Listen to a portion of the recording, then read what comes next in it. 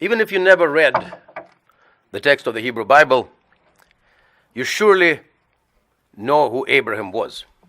Everybody knows who he was. The founder of our spiritual tradition, Abraham Avinu, Abraham our father. And the text of the Torah informs us that Abraham was a nomad. He moved from one place to another. And our rabbis offered a very interesting commentary on Abraham's life and, if you will, his lifestyle. They said that wherever he would stay for an extended period of time, he would always plant a tree. And then they asked this question, what kind of tree was it? Here comes the most important part, the answer to that question. They said it was Etz Chaim, the tree of life. Now they were not, of course, speaking about just a physical tree. It is entirely conceivable Abraham would plant those too. But Etz Chaim, as many of you know, is a very important concept in the Jewish tradition. It is a metaphor for wisdom. It is also a metaphor for the values that the Torah teaches. Every human being that comes into this world is like Abraham. Because every person plants his or her own tree of life, creates his or her own legacy. Because that's what the tree of life meant in Abraham's case and everybody else's case. And that sheds light on the spiritual significance of the ritual of saying farewell to people whom we love and respect. There is no question that today is a sad day. We're here to mourn. We're here to support one another. We're here to support Gerry's family, first and foremost. Because it is painful to lose someone whom we love so much. And yet, I submit to you, my friends, that there is even more important reason for us to be here today. And that is the tree of life that Gerry has planted. We are here to reflect on and to contemplate Gerry's tree of life. In mourning, in grieving, there are always two sides. One side is a painful one. It's the pain of loss. It's something that causes us to shed tears. Then there's another side. Another side is pride, and I'm not afraid of this word, joy. Because Gerry is leaving behind a truly beautiful, inspiring, and wonderful legacy. With the passage of time, the pain of loss will subside, but the joy of Gerry's legacy, the tree of life that he has planted, will continue to flourish, will continue to bring us inspiration. In our tradition, we always recite Psalms when we gather together for a funeral, for a memorial service. And while we know we recite them, the question arises, why? And the answer to the question is that Psalms are not, it's very important to understand, they're not expression of sadness, in spite of the fact that it is appropriate to recite them at a funeral. Psalms play a very different part in the liturgy. They assure us that even on the darkest day of our life, there is always the light. There's always the light that emanates from God, the support that emanates from the Almighty One. And, of course, God's support can only manifest itself through our support of one another. God is our shepherd, as Psalm 23 suggests. But once again, we can only feel it if we offer one another love and support.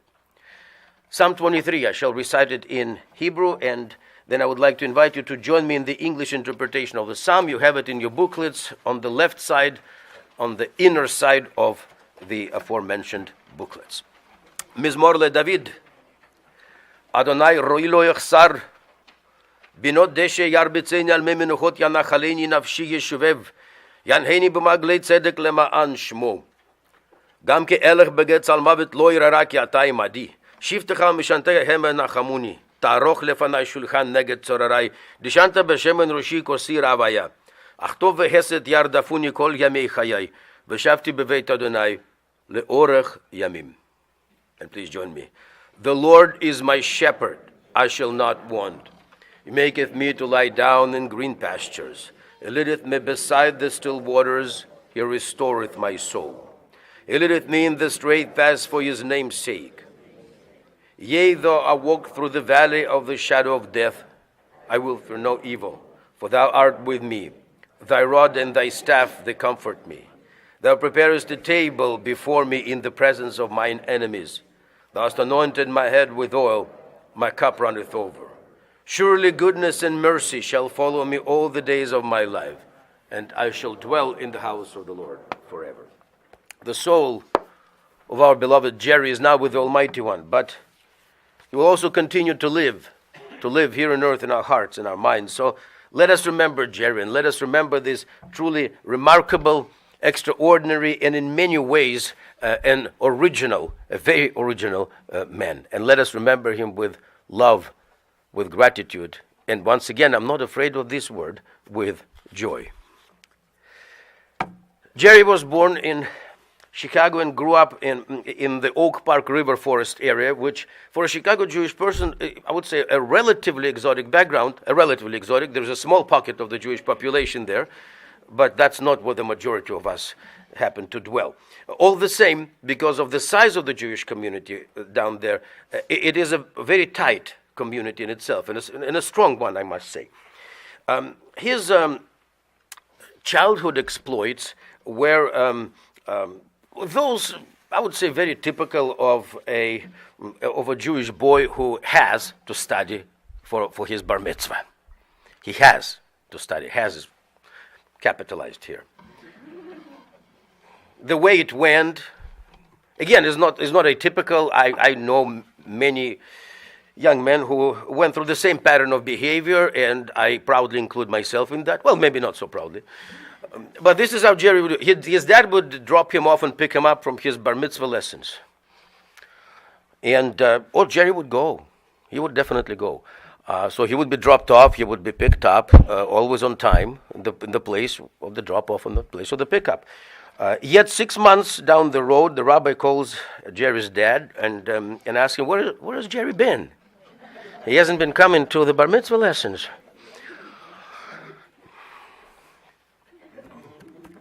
Well, he had his bar mitzvah. Let's just settle with that.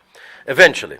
And again, I've met many young men of various generations who have done exactly the same thing, and so have I.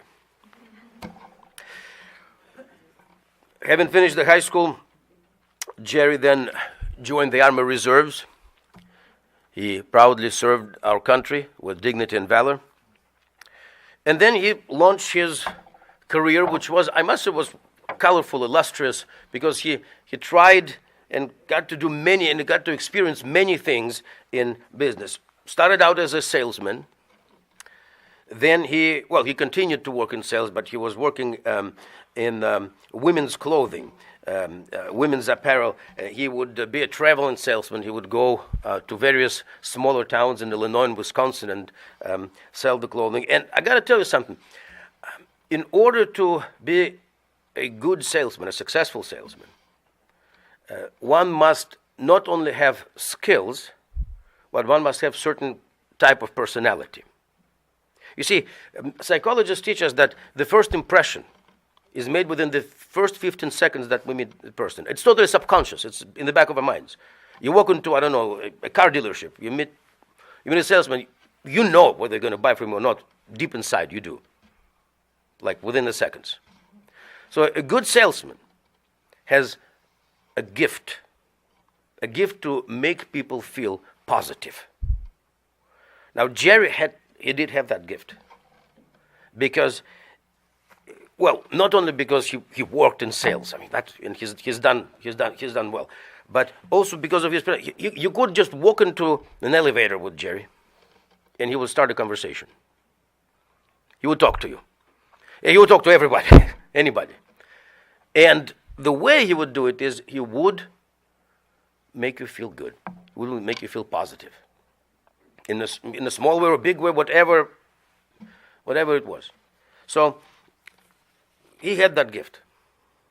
Later on, he ventured with his cousin and his uncle into a very tough segment of business, into the grocery business. This is grocery and restaurant business, the toughest ones. So they had Park Place Foods for a few years.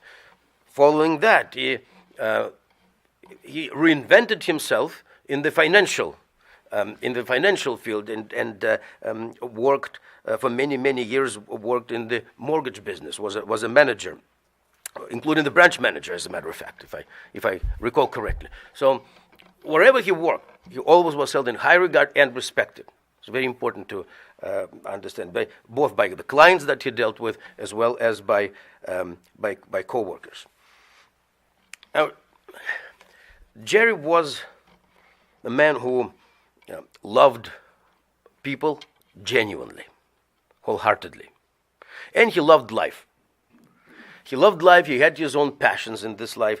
I will limit myself to just a couple of remarks. And the reason for that is because Sherry and Jeff will speak in just a few moments. So they will, of course, present a much better and a much more refined and beautiful picture of Gerry. I will limit myself to just a couple of strokes. One thing is that about Gerry, he was a very avid reader. He loved to read. He always had a book. Now, it is important to stress that because we live in the country that doesn't read. Seriously, 60% of Americans never finish a book in their lives. It's a frightening statistics, which tells us about the bleakness of our future, unfortunately. We need to do something about it. Gerry set an example. You must read, not just watch the television, just got to read. Another passion of his was Chicago sports. In particular, well, he was a big fan of the Bears, even though they haven't been good in decades. He's been a big fan of the Chicago Bulls. I mean, it was easy in the 90s to be a big fan, but he was a big fan all the way. He was a huge fan of the Blackhawks, and so is Jeff, and so am I. Yesterday was a shame, the Blackhawks, but well, Gerry will petition the Almighty One for the Hawks, hopefully, for the playoffs at least. But now I'm getting to the sports passion of Gerry's, and you guessed what it is. No, Steve, it was not the White Sox.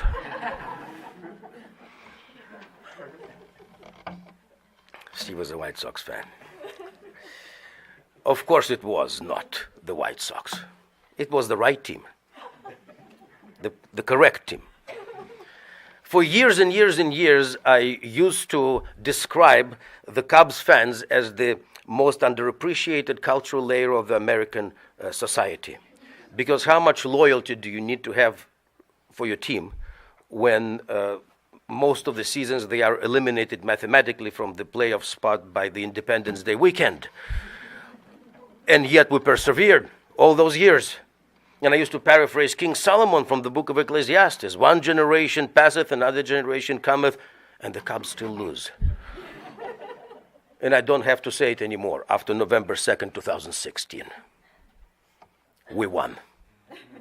Gerry won. Gerry lived to see that beautiful, statistically virtually unlikely moment.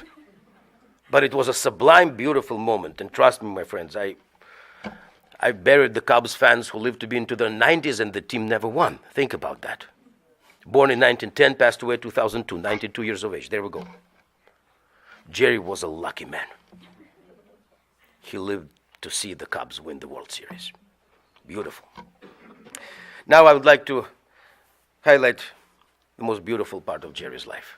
Our sport was great. Career was important, but family, friendships, the connections with people that were dear to him, that is what mattered the most to Gerry. He was a loving brother of his sister Roberta, and a brother-in-law of Dick. His wonderful wife Fern. They were together for almost 50 years. Almost, 49 and a half, more than 49 and a half. And he was a truly loving, devoted husband. He was a loving father of his children, loving and caring father of his children. Jeff was married to Ann, and Sherry was married to Steve, 1/15. I explained to you 1/15. Steve was the first man who explained to me what the name Fifth Third Bank means. Because he said it's fifth of the third, which equals 1/15. And he was the only one in the room who figured out like that. Hence, every time I look at Steve, it's 1/15 in my mind. So Jeff is married to Ann, Sherry is married to Steve. We're very dear to Gerry's heart, and he was a loving father of Michael. Alav Shalom, may his memory be a blessing. He was blessed with 4 wonderful grandchildren: Jessica, Trey, Anna, and Malia. Truly delighted in his grandkids. A loving and caring brother-in-law of Elaine was married to late Burl, and I'm also pleased to acknowledge Shirley, who was married to late Bob. And I would be remiss if I did not mention 2 of his closest friends that were lifelong friends, really, of Gerry's. And these gentlemen are Lee and Eddie. At this time, my friends, we shall continue honoring Gerry's legacy. We shall continue to reflect and contemplate the tree of life that he has planted. And I would like to invite Sherry to come forward and share with us her thoughts.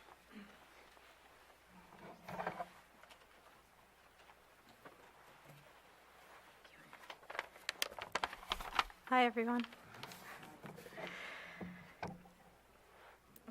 Just wanted to mention that at my dad's 70th birthday party, it was a wear your favorite baseball team jersey shirt, and 98% of the people there were wearing Cubs shirts, and I came in a Sox shirt. And I made a speech at the party, and I said that I was a Cubs fan growing up, but I was a converted Sox fan, and I got booed by everyone except for Lee Gillis. I don't know if any of you remember that, but okay. On Thursday, I posted a picture of my parents on Facebook to let everyone know that my dad had passed away. I received so many beautiful comments from so many people, and the one thing they said over and over again was that my dad was always so sweet to them, that they remember him always being so kind to them. I called Jeff to talk about all of these wonderful things that people were saying about Dad and how nice it was to hear all of these comments. Jeff told me that he remembers that sometimes he would come home from a practice or work, and he would find some of his friends sitting in the kitchen just talking to Dad. I told him that the truth is that Dad was never really able to get angry with me, no matter what I did, from the time that Jeff and I got arrested for having a party while he and Mom were in Milwaukee, and he had to drive back in the middle of the night to pick us up from the police station, or the time he got a huge phone bill because my friends and I had called party phone. He never yelled at me. He calmly talked to me and told me what I had done and I needed to do in the future. And he always gave me a big hug, and he told me he loved me. At the police station, he gave me a big hug, and he told me he loved me. He didn't do that to Jeff, though.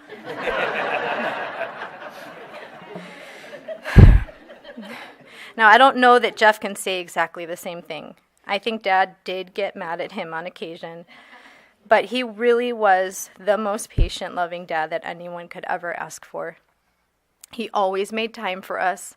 He often worked from home when he sold women's clothing, and his office was in the basement. And I would come home from school, and I would sit in that brown leather chair in his office and just talk to him. And he never told me to leave or said he was too busy to talk. I remember playing catch with him and him teaching me to ride a bike. I can still hear him teaching me how to drive. And he would say, "Sherry, no tunnel vision, use all your mirrors, look around you." And he made each of us take a road trip with him once we got our driver's permit. And I went with him to Quincy, Illinois, and he made me drive the whole way there, passing semis on 2-lane highways, and it took us 7 hours to get there. And when we finally got there, we checked into our hotel, and we got back in the car to go out for dinner, and he told me to get back in the driver's seat. And that was hard, but I sure learned how to drive. All of you know that my dad was the friendliest person in the world. He couldn't walk into an elevator without striking up a conversation. He was kind and friendly to everyone, and I mean everyone. The cashier at the grocery store, the attendants at a car wash, our teachers, our friends' parents, the mailman. He loved people, and everyone could feel that. He loved everyone here today. He really did. And the thing about my dad is that he wasn't just my dad. He was everyone's dad. He was Jenny's dad and Andrea's dad. He was Radhika's dad and Janelle's dad. He was Adam's dad and John's dad. He loved all of my friends and all of Jeff's friends and all of Michael's friends as if they were his own children. As I sat at my parents' house on Friday night going through old photo albums, all I could think about was, how did I get so lucky to have had the kindest, sweetest, most thoughtful, and wonderful dad? Let's see if I can get through this. What comes to mind is a beautiful children's book that I read to my daughters, and I read to my students every year, and it's called I'll Love You Forever. This is for you, Dad. And I know that you're listening. I'll love you forever. I'll like you for always. As long as I'm living, my daddy you'll be.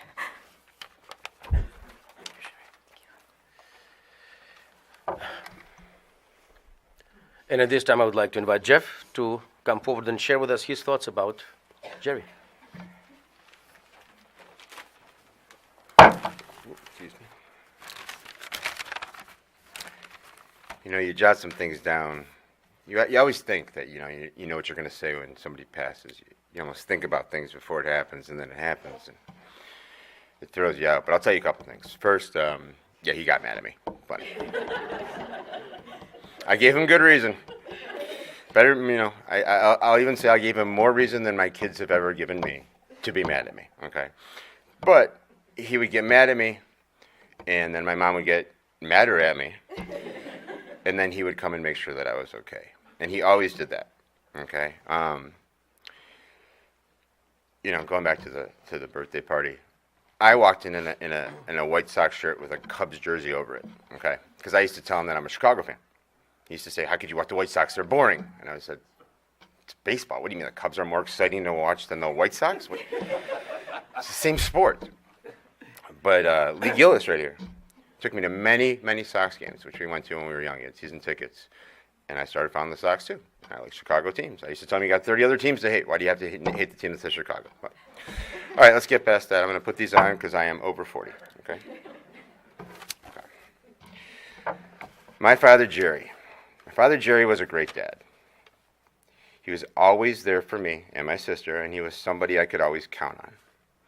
But as I got older, I would look back at the way that I parented my children, and I noticed so many similarities between us, and realized that he was not only my dad, that he was actually somebody I was patterning my life after to be like.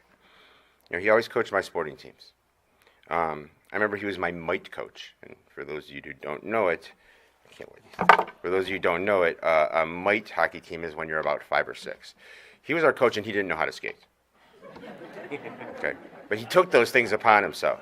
And by the end of the season, he could skate a little bit. I mean, we used to go flying at him and stop and spray him, but he was always there. He was my best baseball coach. He was my basketball coach. He even coached our Park District softball team. I remember, I'm still my son's coach for baseball, which I can't believe I've been coaching this long, but he's in a high school league. It's a very competitive, good league. We were not. We were in Deerfield, and we played in a softball league. And it was a softball league where it was, freshmen, sophomore, juniors, and seniors, and you could kind of put a team together and see how you could do. There was always one team in the league that was like all the jocks from the school. And this league was no different. I mean, I look at our team, and it was like me and Jim Griffin and Jeff Reich, Mike Ulrich, Ani Fingal. I mean, we looked like we walked out of a Led Zeppelin concert. Okay, and it was a double elimination tournament. And of course, this team that was loaded had not lost all year. They killed us in the playoffs, the first game. And we got back to the championship game against them. And somehow we beat them twice in a row. And when I tell you, I don't know if it's the smile that I remember on his face, or if it's the proudness that he had in his eyes. I'll just never forget that look.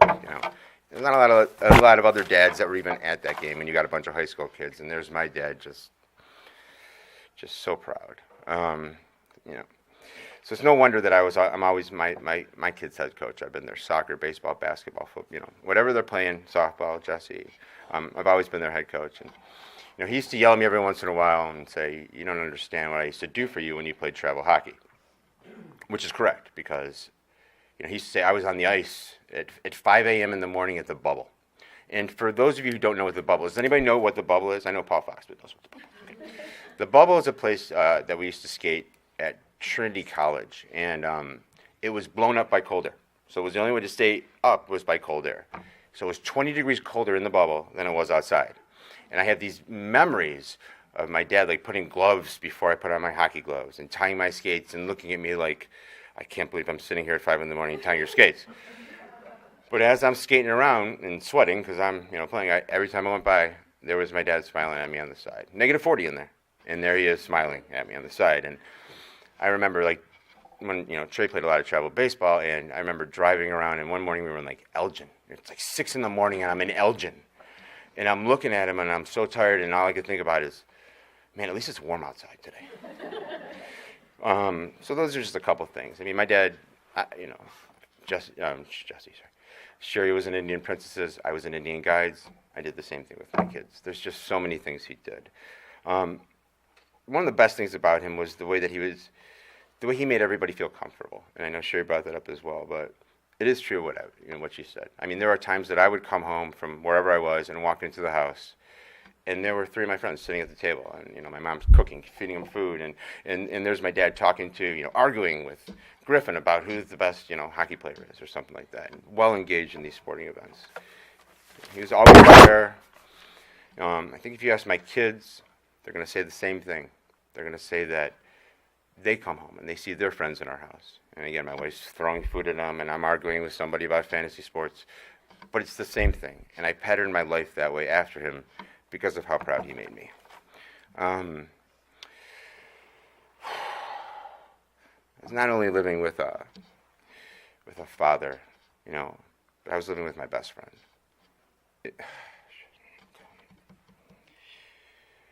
Somebody that I could call and talk to about anything. I think yesterday, I'm watching this crazy football game, watching Minnesota beat New Orleans at the end. First person I think of to call and just go crazy about that was my dad. And that will never change. I've had a verse of a lyric in my head since he passed. I can't get it out of my head. So I'm going to recite it. A lot of you might know it. A lot of you don't. If you do, please say it with me, because I'm having trouble getting through it. You can speak it, you can scream it, I don't care, just say it with me if you know it. Oh dear Dad, can you see me now? I am myself. Like you, I can't do it.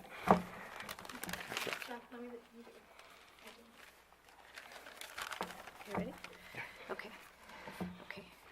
Oh, dear Dad, can you see me now? I am myself, like you somehow. I'll wait up in the dark for you to speak to me. I'll open up, release me.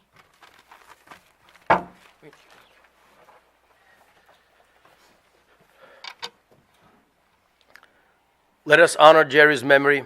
Let us honor Gerry's tree of life with a moment of silence. Please rise.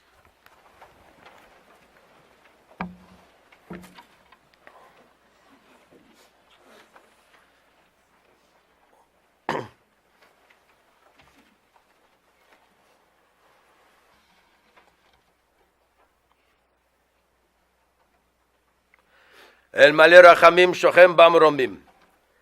אמצע מנוחה נכונה על כנפי השכינה. במעלות קדושים מותרים, כוזר ערכיים מזהירים. את נשמת יצחק בן משה, שהלך לעולמו. בעל הרחמים, יסתרהו בסתר כנפיו לעולמים. וצרו בצור החיים מת נשמתו. אדוני הוא נחלתו, וינוח בשלום על משכבו. ונאמר, אמן. God full of mercy, who dwells in the heights. Provide a sure rest upon the divine presence's wings, within the range of the holy, pure, and glorious, who shine and resemble the skies, to the soul of our beloved Gerry. The Master of Mercy will protect him forever, and will bind his soul in the bond of everlasting life. God is his inheritance. May he rest in peace. Let us all say, Amen.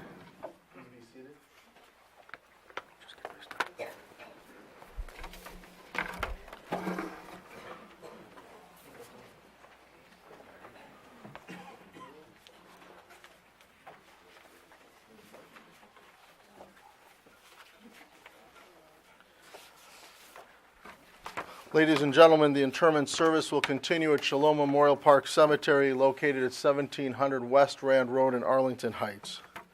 The family will be together at the Furlet residence at 3241 Sheridan Lane in Mundelein. They'll be together today following the interment till 9 p.m. Memorial contributions to the American Heart Association would be appreciated. That information is on the service folder. For those of you who will be driving in the funeral procession to the cemetery, the procession will be forming in our parking lot. Please obtain an orange safety funeral sticker to place on the right-hand side of your windshield. Have your bright lights and hazard lights on at all times. For additional measures of safety, we will be providing many of the cars with a flag that will be affixed to the top portion of your car.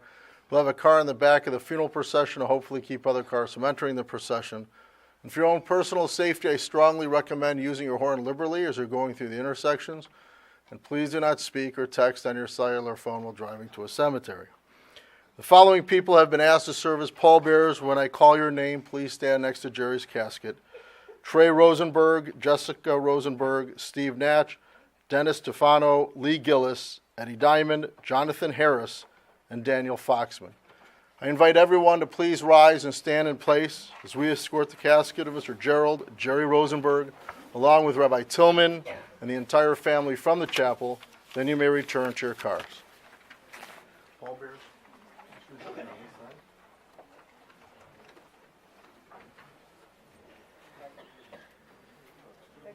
Here, Lee, we're just going to follow. We're going to move the candle. Hey. You're fine. All right, let Jeremy get right in there.